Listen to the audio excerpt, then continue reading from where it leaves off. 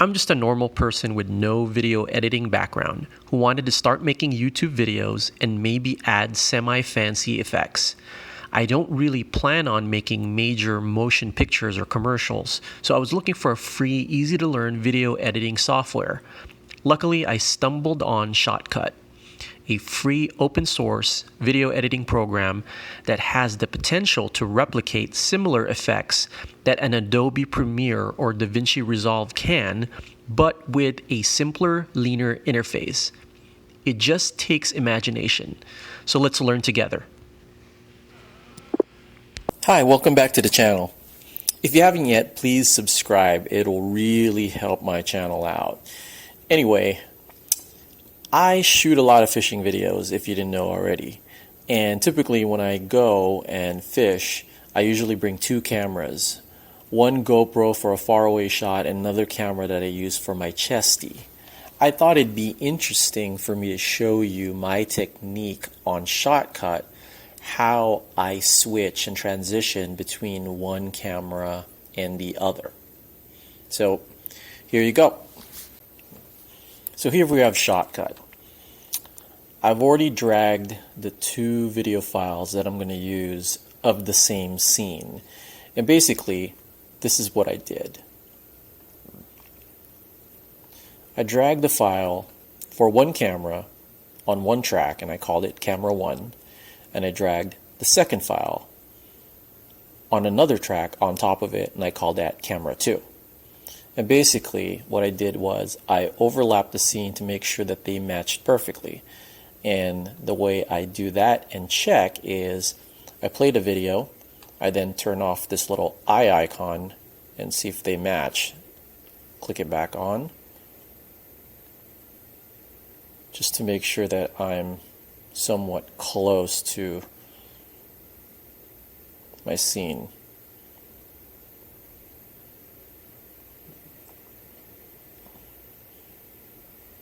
So right now it looks like it's pretty much synced. So what I'm going to do, I'm going to make the track a little taller so it's easier to see.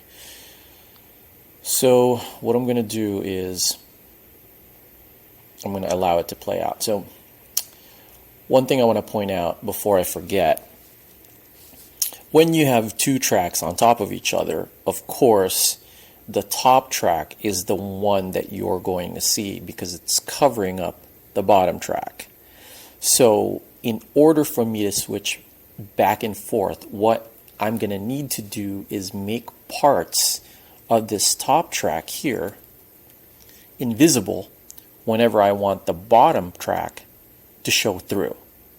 And then I want to make this top track visible for the things that I want, for parts actually of the top track that I want to be seen. So in order for me to do that, what I need to do is right click the track, I add another video track, and I'll just call this one camera 2 invisible. So basically I'm going to drag parts of camera 2 or of this clip to the camera 2 invisible for things that I don't want to be seen or things that I want to be invisible.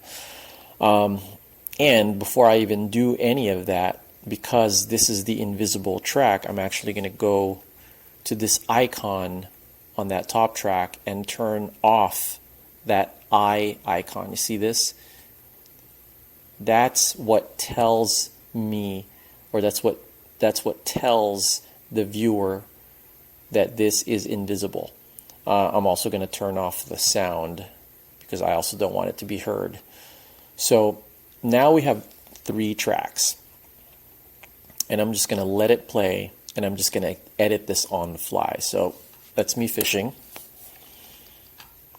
So, and I just casted. So what I want to do is, right when I cast, maybe right here, I then want to show the first person view, which is basically this. And so right at this spot right here, I'm going to click the the split icon right there. And I'm going to turn this off, make this invisible for a little while so that I can see the bottom track here. Okay, so I'm probably going to want to cut it right there. Once again, I'm going to click the split icon, and now I have a little part here. And so what I'm basically telling the program is I want this section here to be invisible so that this bottom video or this bottom piece shows up. And so all I do is drag it up. That's it. Because this is my invisible track. And all of a sudden, once it gets to this part here, you don't see this anymore because I turned it off with this icon here. So now you can see it again, but once I click this little eyeball thing, it disappears. And so here's what it looks like. Let me play it from the beginning. So there's me holding a fishing pole. I'm ready to cast. Right when I cast, you then get the first person view. And then right when it gets to the very end, it then comes back to the third person view. And so here's another section here that I want to transition from third person to first, right there, to first person. So with the cursor again positioned right there, I'm going to click the split icon,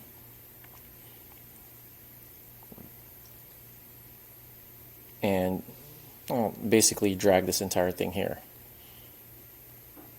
And you'll see how this thing works. Right there. And so now all you're seeing is the bottom video. So right when it gets to there, maybe a little bit before that, I'm going to split right there. Again, click the split icon.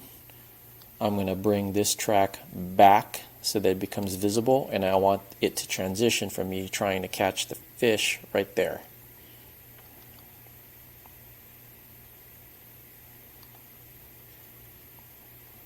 Okay, let me drag this a little bit here. It's me trying to take the hook off, trying to get hooked myself.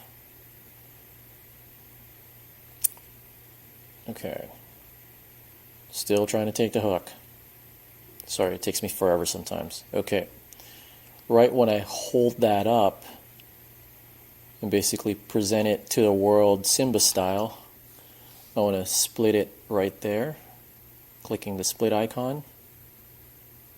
Oop, I probably have to have the file selected, and then split it. Then I'm going to drag it up. And then now you see it first person again. I take a picture of it right before I throw it back. Boom, stop it right there. Where the cursor is, once again click split. I keep forgetting to choose the file right there. Now I'm going to click split. Then I'm going to drag it down again, and once again you're going to get the third person view. And that's the end of the video. Pretty cool, right? So let's let this thing play out. So here I am, casting, switch, letting some line out, switch, switch,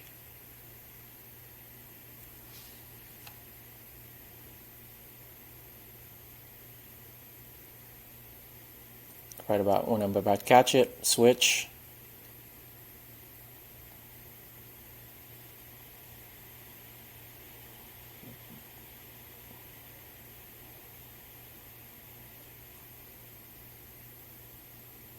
long boring dehooking,